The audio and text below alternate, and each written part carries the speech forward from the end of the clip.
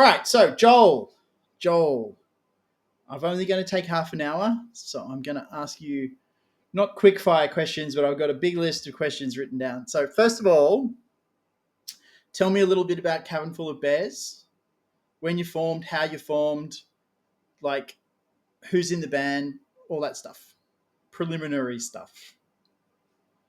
Sure. So Cabin Full of Bears was formed in 2011 by Sam and Huff. Huff is our drummer. Sam's our other guitarist and singer. And another fellow named Tommy on guitar. And actually, Huff played bass originally. 3 guitarists. Well, back then it was only 2. Okay. So the original incarnation was Huff on bass, Sam on guitar, my friend Jared on drums, and Tommy on second guitar. They gigged around Pittsburgh a little bit, and then Jared left, and I was kind of in between bands, so I actually joined on drums. Really? Okay. Yeah. We only ever played one show like that. Is that an indicator of your drumming skills, or is that an indicator of your guitar playing skills? Let's say that. I will say that particular show was not a highlight. I love it. But it did have more to do with that particular show had more to do with how we were getting paid for the gig. We've all been there. Yes. Right. Yeah. So and we got paid early. And that's never a good thing. Yeah. So anyway, and then Jared came back. So Jared was back on drums, Huff moved to guitar, Sam moved to bass, and I moved to guitar. And we wrote a few songs like that. We did not play anything. We did a little bit of recording like that, but nothing that ended up seeing the light of day. And then it was around that time that we, like all of us, had either young kids or other, life priorities and things. So we ended up it just sort of fizzled out. There wasn't really, a specific end date, but just kind of fizzled. And then, like 10 years roughly went by, and we just kind of decided to get back together. We had a friend of ours who had never played bass before. Sam's son Luke it's fine. joined and just kind of started as like I always say it was like poker night, just an excuse to get together and make some noise, and having like the fresh blood in the mix really So I had actually got just kind of got the other audio coming from somewhere, but I don't know where. Oh, really? Oh, yeah, I do know where, actually. From previously when we spoke. That's okay. Hopefully that won't show up. That's all right. Anyway, yeah, so hopefully that won't show up at your end. So I didn't hear anything. So you got back together. You've been together for all of that time. You've put out one, do I call it an album? 7 songs? You put out 7 songs, which is like a long EP or a short album. I don't know what to call it. It's an awkward length. Yeah, it is. How did you arrive at 7 songs? Did you just had 7 songs? How did you record it? Did you record it at home? Did you record it in a studio? Did you do somewhere in between, like drums somewhere that you could do drums? Is it real drums? Is it like all of those questions I have? But I specifically want to talk to you about one song, right? Which is a song that I actually really like, right? So Um, how did you know the song anyway? How did the song come about? I know it's one of yours. Is it an old song or is it a song that you wrote specifically before you put out the release, like Slip a While? Like, did you? It, How old is it, and how did it happen? so that was a newer one, Yeah, compared to the others, yeah, and nice. it was actually it was a little bit of a sales pitch to Sam, honestly, to kind of get things rolling again. Um, Sam and I had Nice. started coming out of this, like, domestic hibernation, I guess you could call Yeah, it. I know exactly what you And mean. so we it was kind of a sales pitch to be like, hey, like, I've been writing. Um, he and I had had some discussions about, if we were to uh, try to write some stuff, like what kind of things, were we looking for? And he was throwing out things like Slow Dive and Brian Jonestown Massacre Yeah, and things like Dive and yeah, like Beach Fossils. He likes that real jangly yeah, yeah, thing. yeah. Um, I can hear that in so there, so that's cool. That was one of my other yeah. questions, was like influences, but not so much. So if those are the influences coming into the reformation of the band, what are the are there specific influences on this particular track? Because I have to tell you something, right? So to me, it's a little bit krautrock, right? And I'll tell you why. Because the drum beat is Mhm. that boom boom boom boom boom boom boom boom boom. You Right. know what I mean? So it's that krautrock drums, but no one else in the world would possibly think that it sounds like that, because it is a bit coming from that kind of neo shoegaze thing, like you've just described. Mhm. Where were you coming from, particularly when you wrote that song? Were you thinking, I just like these chords? Were you thinking, let's do something jangly sounding? How did that happen? Did you come up? Do you come up with the music first or the words first, or do you just kind of do that mumbling along to the music to come up with words? Like, how does it? How did you write the song? Uh, so yeah, Sam and I do both do, and Huff too. We all kind of do the word salad thing, Yeah, and just yeah, sort of let the melody kind of inform what the yeah, certain yeah, yeah, syllables, yeah, and then you kind of, it's sort of, it's nice doing things like that because you can kind of come at it from almost a subconscious level. mm, I agree. And then as the phrases sort of take shape, you can kind of apply some meaning and then sort of take that in a direction. Yeah, um, and then a lot of times what you end up with is something just abstract enough that it's it sort of has that, there's sort of a generalness yeah. about Well, it that people can kind of apply their own meaning. even the phrase "slip a while" is not common parlance as far as I'm aware. Like, and yet it's such a great just phrase. It just describes exactly what it means. Like, Yeah, yeah, I like it. I I think that phrase in particular probably did come out of uh just sort of Yeah, singing the melody, and and then it was sort of like, well, what does that mean? And then I kind of took it yeah. in a couple directions with the imagery. um but yeah, as far as like the drum beat and that sort of thing, I was I was listening to a lot of Dive.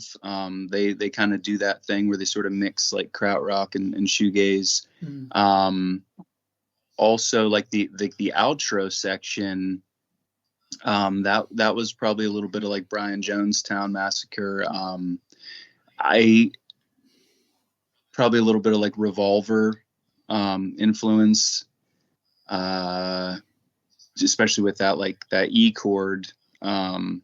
It just sort of has that drony. Mm. sort of quality to it, but that E chord, when you go from that minor to that major, it really kind of harkens back to that 60s, like late 60s psych thing. Um, and that's sort of that's that's something that we kind of touch on in a few of the songs on the album, which is how I knew that Slip Wild would be a good fit. Yeah. Um, so, Yeah. uh, but yeah, and that song in particular, there's definitely some Pixies, some like Weezer probably. I would not have picked Weezer in there because Oh, really? It's not. no, I no, but maybe I'll go back and listen to it and go, oh yeah, okay, maybe. Well, that's one of those that's kind of like the Smiths for you, Yeah, I yeah, yeah, think. yeah, yeah. That's absolutely very true. So It's it's the part of your yeah, DNA, it's and in there somewhere, and it all comes out, right? it, Comes out in the right hand. I find like it comes out in my right hand, and no one really ever picks it. So you mentioned the coda. So I was going to ask you about the structure of this song because the really long coda at the end that really kind of doesn't have a lot to do with the beginning.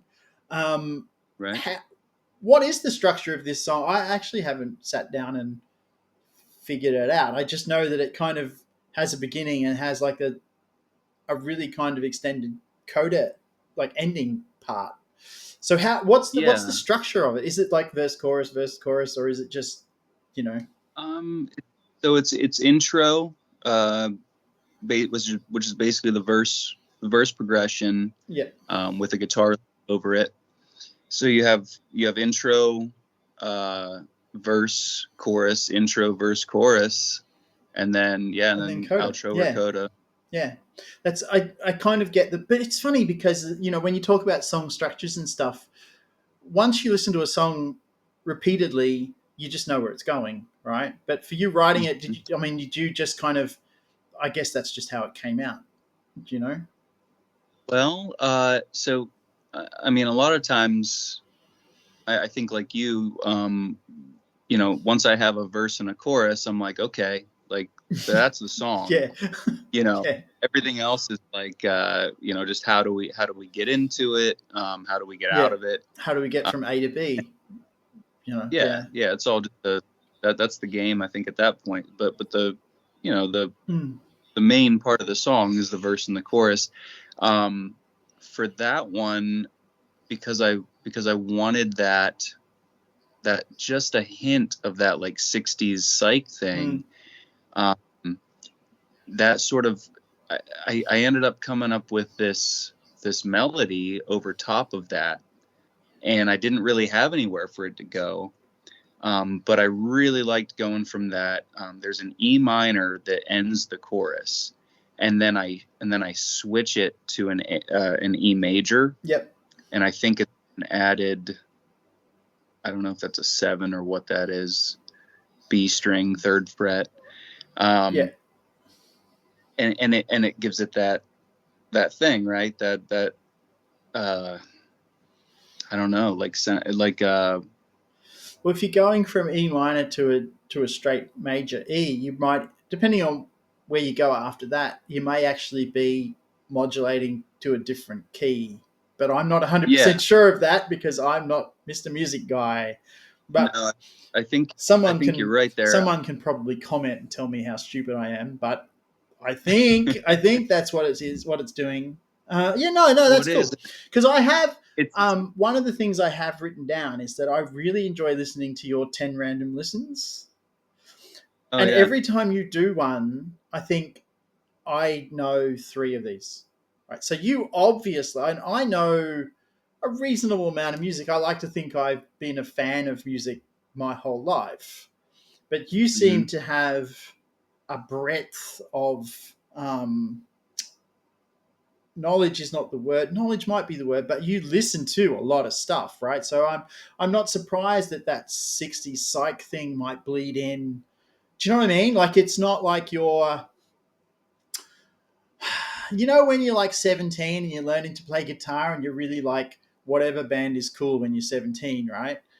and that's the Right. only band that you kind of, or that's, you listen to a really finite amount of music. And I think as you get older, it just spreads, and you go from there Yeah. kind of backwards, but also keep up with what's new. And so you suddenly know a lot more music, which I think is better from a songwriting point of view, right? Than just churning out, Sure. I don't know, songs that sound like Green Day. I have no idea. Yeah, Yeah. so And I've written my fair share of songs that sound like kind Green of sound like Day. Green. I So think we kind of yeah. all have, right? Uh, Well, we in not to get sidetracked, but in the previous band of mine, we were like straightforward punk rock, like yeah, poppy yeah, punk yeah, rock. Nah, and when we would be like writing, um, we would say WWGDD, right? It was like, yeah. what would Green Day What would Green Day like, and we do? would just yeah, I love it. do So, so yeah. it leads me into another question about what genre do you think Cabin Full of Bears is? Like because I think about genres, and I think about, like, particularly from my point of view, being older. When I make music, a lot of people kind of go, "Oh, this is great. It sounds 90s," but I don't come at it from that I'm not trying to sound 90s. I don't know why or how I managed to do it. Do you think, I mean, do you get accused is too strong a word? Do you get called kind of retro, or people just accept it for what it is? Or what where do you think you sit within the breadth of, like, genres of music? I Well, if I'm being honest, I don't think like locally when we play out, which our live set's a little, it's kind of its own thing. Yeah, Um, like we do some similar things. Like we like that wall of sound, that kind of shoegaze sort of thing, and then we get kind of noisy. Um, but then but then we also do like pop songs essentially yeah. in between. So um, people have made comments like that, like, yeah, you guys sound like, you're doing this like crazy noise thing that I don't even have like words for. But then you'll like pop into like a Pixies song, like style song. And so I Mm, guess we probably come off as like sort of 90s. We definitely got some comments like that online. mm. Um, but What's the uh, what's the yeah, weirdest one that you've gotten where someone said, "Oh, you remind me of, I don't know, ACDC," and you'd be like, "What?" Like, what's the I strangest one where you've gone, "That is just not in there at all"? I um, if Stumped I'm you. not mistaken, no, I think somebody recently compared us to like the Moody Blues or something. Was Well, and the and I Moody Blues was tangential to, say, 70s, 60s, psych rock. So, it gets I there, I mean, suppose. at the end of the day, like it's I think so Eric from Dog Army, he said that one, or he made a comment Wow. one time about, maybe that's just, everybody has their own uh spectrum of what they're familiar with. Yeah. So like, if they're gonna tag you somehow to whatever it is that they know. And so if Yes. Yeah, somebody, absolutely. you know, Absolutely. That makes to perfect us, sense. we're going, we're doing Brian Jonestown, right? Um, Someone else who's never heard of them, they're gonna say like, oh, they're doing, something else, right? Yeah. Uh, Moody Moody Blues, Blues. but I wonder uh, if you could then track down someone from Brian Jonestown and say, "Hey, were the Moody Blues an influence on you guys?" And they go, "Yeah, of course, right, huge influence." And then it would all go full circle, right? yeah, and I mean, people, Oh, I love I'm it. sure you've had conversations about where people say, like genre doesn't matter Yeah. and all this stuff. And and I would agree. I mean, at the end of the day, it's just people making music, Yeah, right? But it's all yeah. for me, I've always found it really weird because I wouldn't describe Western Freeway as shoegaze. I wouldn't really describe it as '90s kind of rock, rock. But apart from saying, well, I play guitar, but if you say to someone, I play guitar, I might sound like Guns N' Roses. Like it does, the breadth of, right? I might play jazz music. Like it's just, so playing, just saying I play guitar, but I kind of end up saying it's guitar, but it's kind of more like, I don't know, Blur or Oasis or something like that, right? But Sure. once you refer to yourself as sounding like an older band, you actually then plant that idea into someone else's head. I kind of need to find some better frame of reference or some better description for myself. And I think that most bands suffer from that somewhere along the line. Like you wouldn't be able to say to someone, yeah, I think we sound like, I don't know, U2 or something, and it just colors people's expectations of what you're going to produce. But And that I think genre is important for marketing. yeah, yeah, Or and I say marketing, but you yeah, know what I trying to mean. tell Just someone what you do. connecting with people that are gonna appreciate it, right? Yeah, So it's all just part of that process. But yeah. um, Well, it's interesting. yeah, What I end up doing is putting it into some sort of AI thing that then comes back and tells me that I'm indie rock. I go, great, I'm indie right. rock. And then it'll say I'm 27% shoegaze. And I'm like, am I? Really? I don't, Well, shoegaze to me is, I'll is tell My Bloody Valentine, right? Or slow dive. And I you, don't see it, but then it's in there. So, who knows? yeah. Well, I mean, I made that playlist. I made that playlist You of your did, stuff. and you That's did, and it's I don't funny know. because I have so much music because I On because I that thing. don't throw anything away, and I make a song in a week, and well, two or three songs in a week, and I just put them out, right? So I you could make a shoegaze list, and then you could probably make a guitar pop song list, like, Yeah, and put half a dozen, eight, nine, 10 songs in it, and it would make perfect sense, right? Like it's just yeah. some days I write a pop song, and some days I make a whole bunch of noise. I used to make a whole bunch of noise more in the past when I actually mic'd up my amps more, Mm, right? That lent itself to feedback squeals and, you know, such things. okay. Anyway, so talking about marketing, I wanted to talk a little bit about the reception, not only to this song, but also to the release in general. So I looked it up this morning. So you've had 8,500 plays or streams on Spotify. You've got about 1,000 monthly listeners. And the thing came out in October of last year. So it's coming up to 6 months ish old, I guess, a little bit more.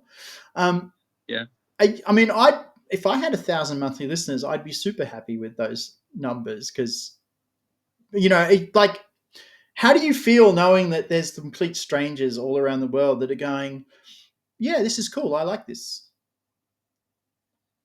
It's amazing. I Yeah, mean, it's I think it's modest, but at the same time, from my perspective as you know a blue collar guy from a small town in Pennsylvania somewhere. I yeah, mean, it's yeah, yeah, uh, it's really something, and I yeah, I mean, I if I had one person, listening that cared at all, then I'd say, you yeah. know, One a job well done, one right? person that wasn't your wife, who probably doesn't listen at all, just gets, shut up, Joel, come and do the dishes, No, mow the grass. no, no comment. Yeah. So what then is the future for Cabin Full of Bears? I know you're working on new songs, and I saw the thing that Huff put up this morning of 20 something songs in a month and, two in a set kind of thing. You must have a bunch of songs that you can put into a new recording, and I know you're making something. Tell me about that. Um, so we have two songs right now that are almost completely tracked. We did some time with a local friend of ours, Caleb, who plays in another local band called the Keep It Downs. He tracked drums for us. Um, we we've so the way that we kind of go about things is we don't we're not married to any particular process, I guess you could Yeah, say. So when it comes to a release, it's however best represents the song. yeah, Um, and so like on the EP, for example, I think you asked earlier about the drum sounds. So on the EP, none of those drums are acoustic drums. yeah. Okay. Um, we, you know, Did and some you people might did hear did that. you play them on an electronic kit, or are they just kind of like MIDI drums from some plug-in thing? Well, no, on that there were MIDI drums. Yeah. Okay. But the kind of the way that we go about it is, you know, it's there's still composed parts, Yes. Yeah. Yeah. and Yeah. there's Yeah. still the so if that makes No, sense. it So makes like let's say absolutely we want, perfect sense. Yeah. and that's really I think our forte as a band. You know, we're not shredders. Yeah.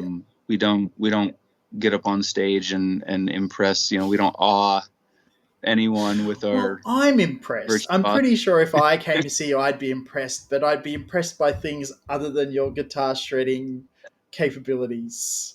Do you know what I That's the mean? idea. Like, yeah, The the the cabin is more than the sum of its parts, I guess, right? nice. I Like like it's it.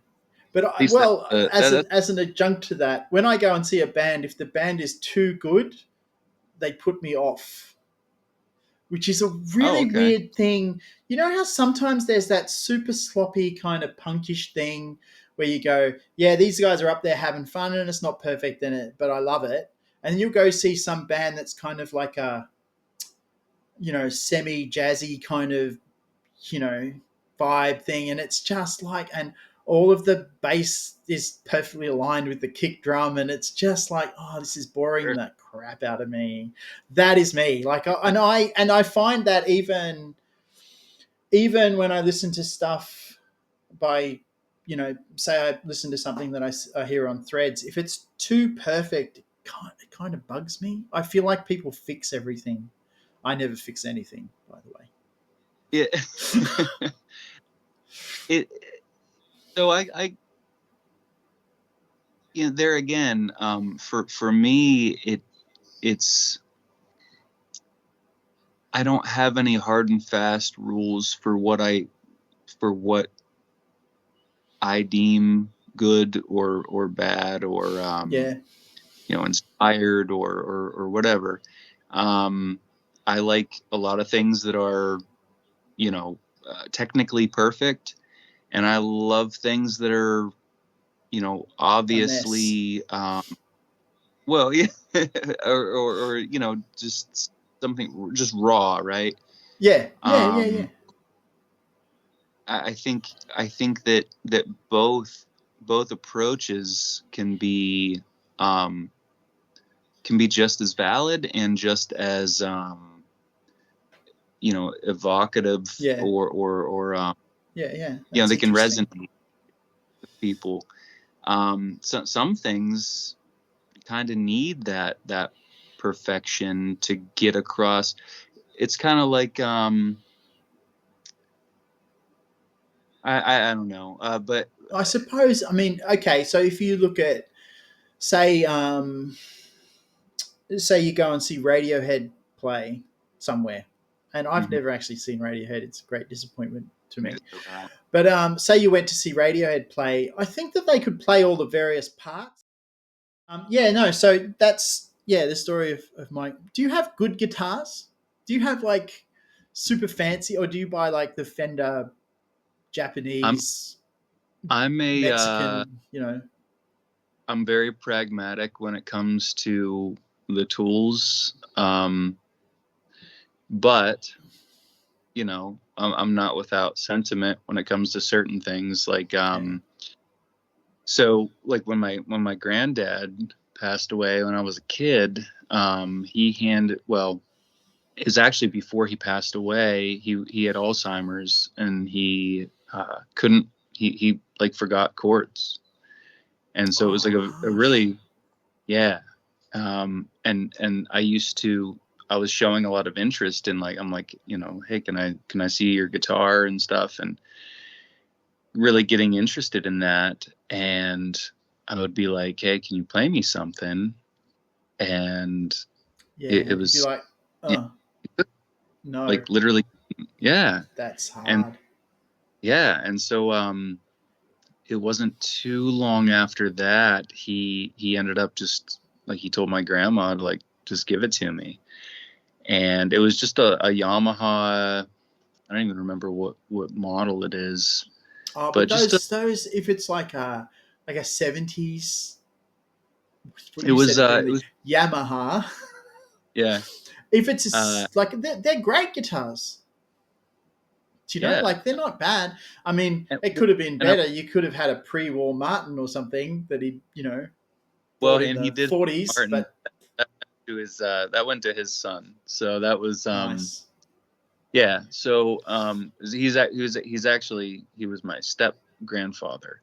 Okay, So he did have a, like, a D28 or something that went to his son, who also that's good. plays. I'm glad that the D28 isn't wasted, or Right, wasn't right, just like sold somewhere down the right. line to someone else. Yeah, Yeah, and he played a lot of, like, country western and stuff like that. So yeah, it all it that's all. But I ended up with this Yamaha, and it was like what I wrote some of my first songs on. yeah, yeah. and That's and cool. actually, just this past Christmas, I actually gifted it to my 11-year-old son. Yeah, that's And excellent. That so, is it beautiful. was, and he's the kind of fella that really appreciated that, and Yeah, yeah, yeah, understand the sentimentality of it. And yeah, so yeah, yeah. That's so cool. that's, So yeah. when But did you start? When did you start playing guitar? How old were you? Obviously, you expressed an interest to your granddad, and he just kind of went, "Here, have this." And then once you own an instrument, I guess, and it would have been a reasonable quality instrument, a Yamaha like that. So, yeah, and what were for you like, me, I mean, teenage, or were you like, you know, yeah, uh I think I started in my probably early teens. yeah? um and then at some point, I begged my mom for the she got me a Harmony electric out of a J.C. Penney catalog. It was Oh my like the god, like the Witch book, was that right? even still a thing? What are you, 120? You mean JC Penney catalog? What? Yeah, and I mean, I imagine kids these days just get some guitar delivered from like Amazon or wherever they come from. I have no idea. or Guitar shops whatever. don't exist anymore. Yeah, they're few and far between. Well, the guitar shops that I've seen that exist seem to be just the vintage guitar shops because, they can Yeah, sell a guitar for 20 grand and sell one a yeah, week or something. yeah. It's Wow, it's interesting. that's But interesting. what was the you were asking about? Like when you started to play, and are you? Mm, I have this thing, right? I have this theory that some people, and you would have heard the theory that a lot of people sort of espouse that the songs are out there in the universe, and you're like an antenna, and you just attract a song, and then the song comes out of the guitar, and then you don't really write them, you just kind of detect them, but they're out there floating yeah, around.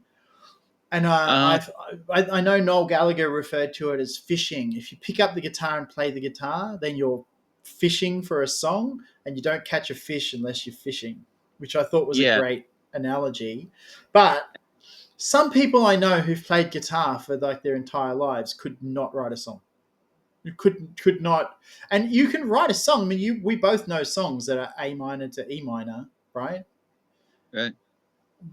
Why do you think it is some people can write songs and some people just seem to be incapable of doing it?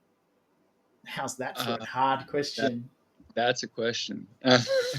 Like some I people can just write songs and they just come like I've had these conversations with my wife where I sort of would write a song and she'd go, "You've written it like I yeah, wrote a song this morning." She's like, "How do you do that?" And I was like, "Can't everyone do this?" And yeah. she's like, "No, no, they can't." And I'm like, "Are you sure?"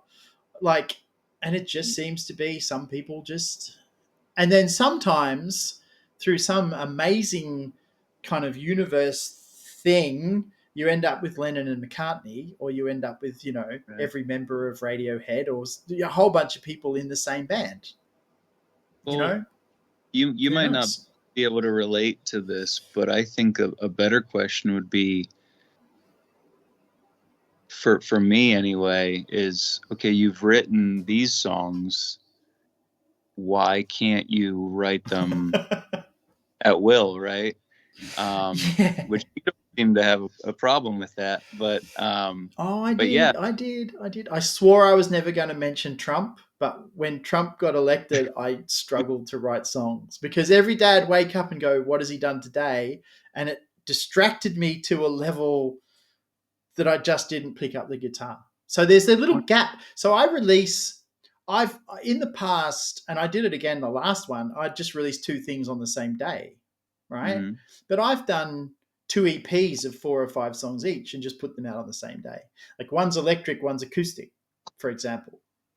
yeah, And I didn't think that the songs went together in the same way.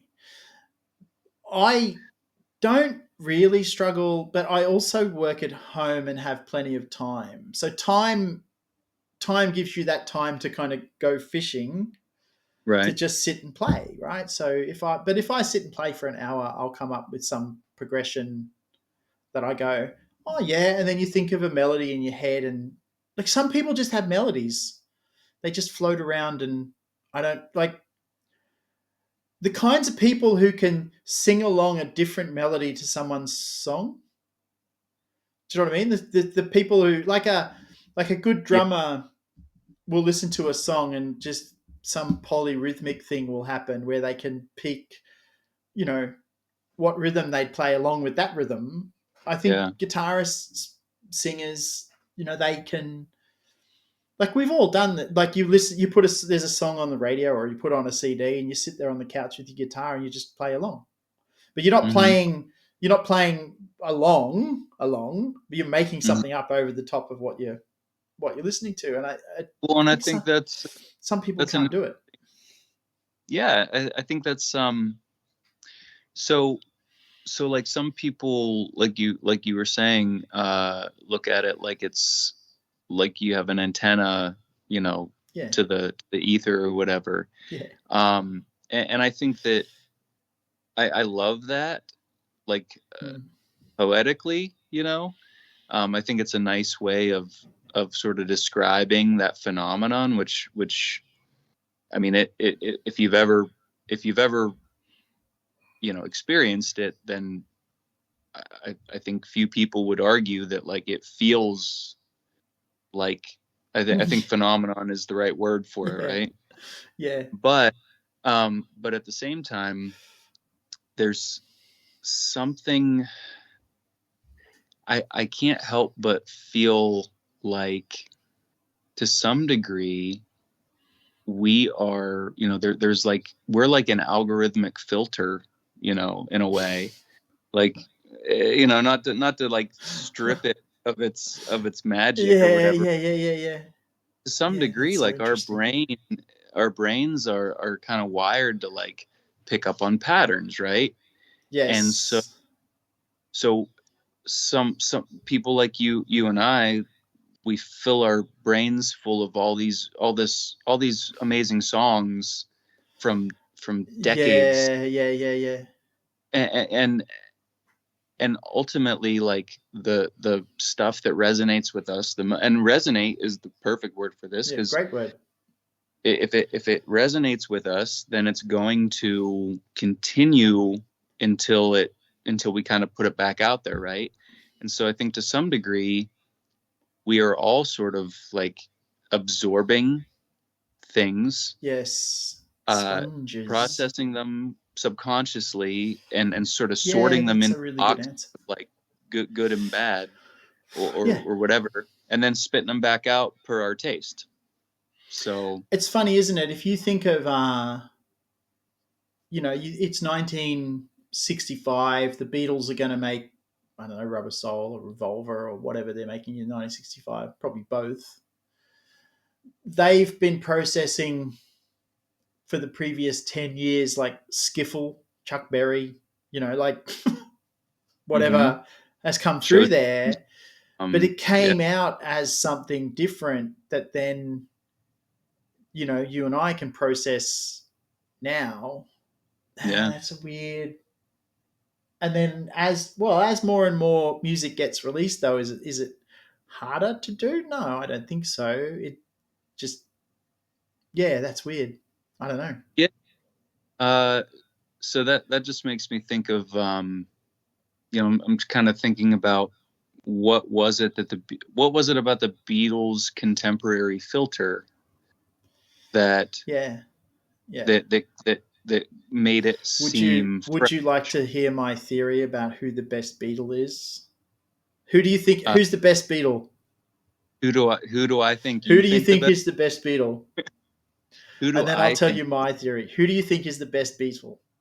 Oh, well, I I got to be honest. I don't know if there's an answer for this. I don't know if I There, can answer. there is an answer, and it is Paul.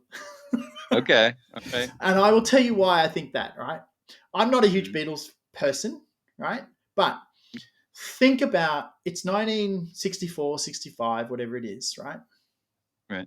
John, George, Ringo, they move to the country and they buy a big country house and they're sitting in their, sitting in English garden waiting for the sun, right? Paul moves into, I think it was Mary Astor's upstairs attic, right? Mm, So he's still hanging out in London. So he sees the beginning of psychedelia. He's like going to sort of different things, right? So things that are happening, he's kind of going to see art shows. He's reading the right books. He's absorbing that mid '60s culture as it's happening, Carnaby Street thing, yeah. right? So I think without Paul doing that, you Mm, wouldn't have gotten to Revolver, Sergeant Pepper's, and then they kind of flipped back away from that when obviously White Album and Let It Be and stuff, right? But I think, and this is a hugely bold statement, right? If you yeah. didn't have Paul in the band and or Paul had moved out to the country and, bought a big house and whatever, they'd have gone the way of Jerry and the Pacemakers or any of those Brit bands that kind of just kept doing the same thing. I mean, they could have turned up in '65 and the record company says, we need an album for Christmas, and they just bang out 12 songs and a Mhm. couple of standards in there as well to kind of, keep it going. I mean, like Yeah. think about the fact that Paul McCartney sits at home and he writes Yesterday on his guitar, but the recorded version of Yesterday is a string quartet, Hmm. right? So where the fuck does that come from? There's no string quartet thing happening.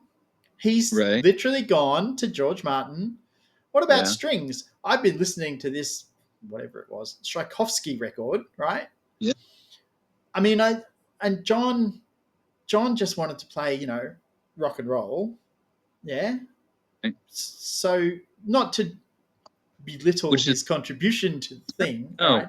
well, it's funny though because yeah, on one hand, John was kind of he was kind of the punk rocker, He was, yeah. but also Yeah. he was also the cerebral, you know, the Yes. he was also Yes. the The who was wordplay guy. Yeah. yeah, yeah.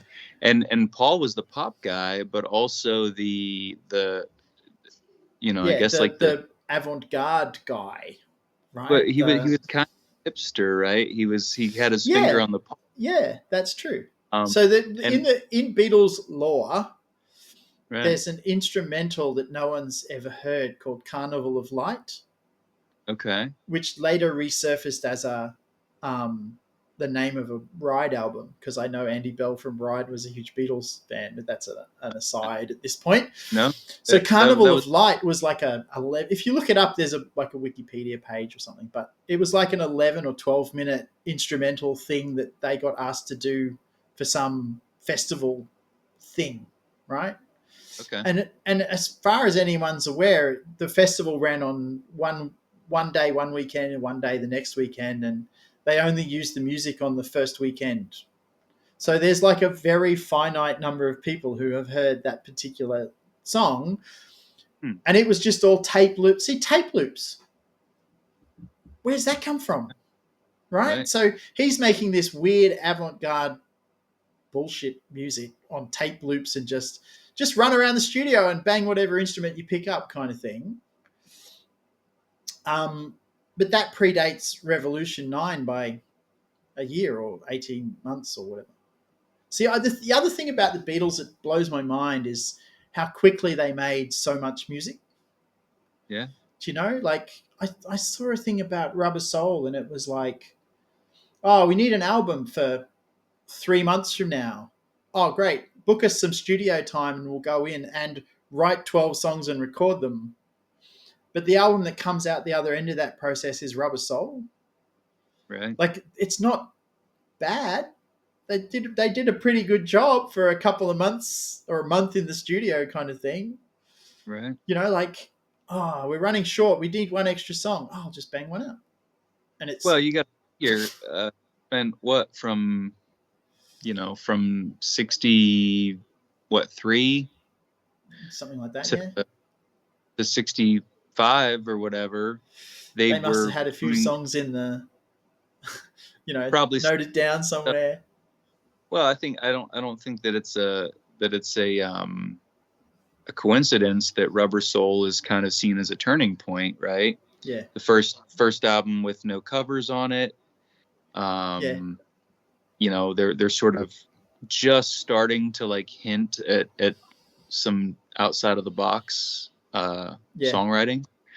But before that, it was all upbeat, that yeah. sort of upbeat, like British filtered R&B, right? I think that they too had yeah, that's a very good description of it. British R&B. I mean, but like I think too they kind of started writing songs that weren't just I want to hold your hand, you know, be my girl kind of songs, but that's a Mhm. Dylan thing coming through. But Oh yeah, you have to kind of wonder which of them was like who first got the Dylan records and went, listen to this, fellas. I should do that in a Liverpool accent, shouldn't I? Listen to this, fellas. Like, that was a terrible accent. Sorry, but like, I mean, one of them, and I think it was Paul. Personally, I think it was Paul. I think one of them steered that ship a little bit more than the others. You know, what's but funny it's because funny too because George was playing sitar by this point, so oh, I think they he all were kind of out in their own. I think that's kind of what makes them great is they all did their own thing. yeah, they were all doing their own thing, but somehow, in fact, I would argue that maybe the greatest Beatles, George Martin, That's probably true. That is because probably true. he probably there were probably some conversations that you and I would love to have been a fly on the wall for, right? Yeah, that's true. Where did that And string also, quartet come from? like, well, he wrote it, right? So Yeah. shame he didn't get any. Like, it's like that famous all the songs are Lennon McCartney except the two songs on the album that are George, right? Mhm. I mean, imagine being George Harrison and the Beatles are broken up. It's 1970, whatever it is, and you make a triple album because you've been allowed or you've been allocated two songs per album all this Right. time, and you have this enormous backlog of, and obviously they're not all bad, right? No. So Right. there's some hits in there that could have made it onto a Beatles record, Yep. but that Well, and was that's the exactly how you end up with Rubber Soul. Same idea, and I think that, uh, I mean, hopefully, I'm not trying to come compare on, us say to the it. Be Beatles. be compare yourself to the Beatles, and then I'll make that the reel that I put up to advertise Yeah, yeah, we we're bigger than these. yeah, What? we play guitars. We're just like the Beatles. um, so yeah, I mean, I think that Oh, that's sort of where our record came from, was like, well, we've got this stuff sitting around, let's put it out. yeah, It's not doing yeah. anything, just sitting. So So that's okay, sort of for argument's sake, say that I won the lottery next week, and I had mhm. $30 million or whatever the lottery is, right? And I came to you and I said, Joel, I'll give you 20 grand to make a record, right? I mean, would you do it? Or would you go, oh, we're kind of happy? I mean, I know you'd probably do it, right? But I mean, how much would you need to would you sign a deal? Would you do a deal?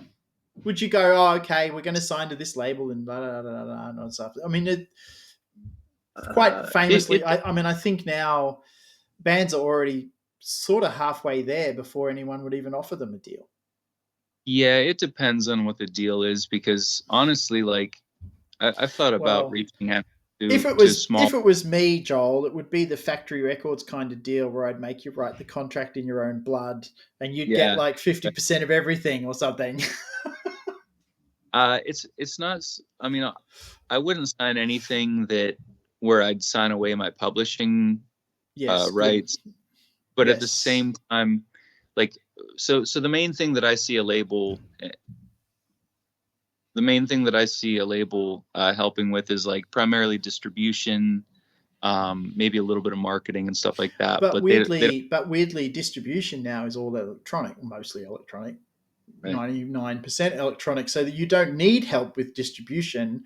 I mean, you marketing, yes, but do people listen to the radio to hear new music? How do you find new music? Do you listen to the radio? Do you just go to Spotify and my new releases comes out and oh, he's walking around. Sorry, I had to let my cat in. Nice, well done. Sure is that. Pretty sure the fans want to know what kind of cat you own. A well-fed orange. Oh dear. The papers want to know whose shirt you wear. Obviously, Deftones is the answer Today. today. You seem to have a decent collection of band shirts too, which I like. A little I bit. I I had to I very bit. rarely wear band shirts, I have to admit. So Um, but yeah. Sorry, I can't. I forgot where we were. we were talking about the Beatles, but we don't have to talk about the Beatles anymore. That's fine. So okay, so thinking about the Beatles, Oh, but the record, but record. signing up to record contracts and stuff. I mean, Yeah. I think that all a record label can really give you is legitimacy. So, Yeah. like Yeah. if you signed to what's a hip indie label, I have absolutely no idea. Uh, Um, Maybe like Saddle Creek. yeah, Um, so you signed to Saddle Creek, right? And then Saddle Creek bundles up a couple of Capital Full of Bears CDs to 50 CDs. They bundle up and post out to Rolling Stone or the NME or whoever, right? Doesn't matter. I mean, do Rolling Stone get that and go, oh, it's from Saddle Creek? And in the back of their mind, they think, well, they've already filtered out the shit, right? This must Right. be okay because they signed it. They signed whoever it is, right? Yeah. It's kind of like the filtering process, I think, is all that you can really get. And the legitimacy that comes with, well, the people at the label thought this was good, so it must be okay. Well, I guess yeah. it's I kind mean, of like, but then would they make it if anyway? I don't know. let's put it this way: if Anthony Fantano, if you're familiar with him at all, Nope. he's kind of like he's like a fairly prominent um, YouTube like critic Okay. review. Yep. Um, you've probably seen him with black frame glasses, bald head, and like a yellow plaid usually. Oh, But I might have seen him actually. That yeah, does seem weirdly familiar. Yes. that's Okay. sort of the thing. Um, but anyway, like let's say he reviewed our album and gave it like a 1, right? That would still be the fact that he looked at it Yeah, that's true. So, but is like, would you get if he gave it a one? Maybe people would go and listen, and then go, you know what? I like this. well, yeah, Or maybe it would color their perception of what the album was right. Now that could like. mean Yeah, that's so like weird. like that could also indicate that maybe the labels and whoever else that we caught the ear of, maybe they're the ones full of shit. And, Mm. and so it's his job then to say, is this actually legit? I don't know. That's But, true, but they're more likely. You're more likely to get a review, good or bad, if it comes from a label, maybe. Because right, otherwise, exactly. I mean, if I sent, I so I have a because I am a jolly prankster, right? I have an EP called Hello Domino, which I love the phrase of, right? Which I then sent to Domino Records. It's the only time I've ever sent anything to a record label because I thought it was hilarious that I named it that way and then sent it to them. And of course, I heard absolutely nothing back because it was rubbish, but that's okay.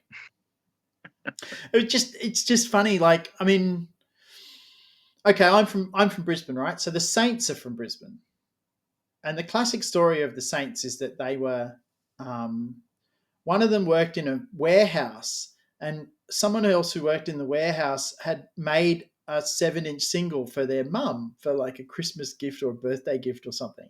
And Hmm. then Ed Cooper went, "What? You can do that? You can just make your own records?" And they went, "Yeah, yeah. I went to this place and blah blah blah blah blah." And so they tracked down um, they tracked down a recording studio, which again they probably had never realized that these things existed.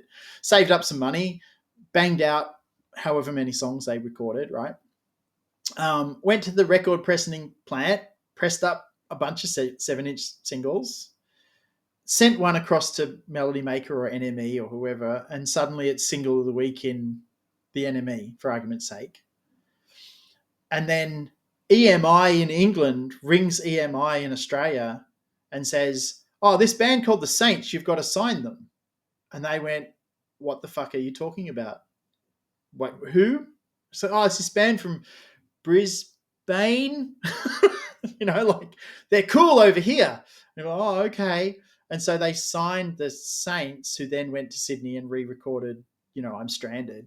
But those things happen. Like there's stories like that riddled through popular music. I mean, there's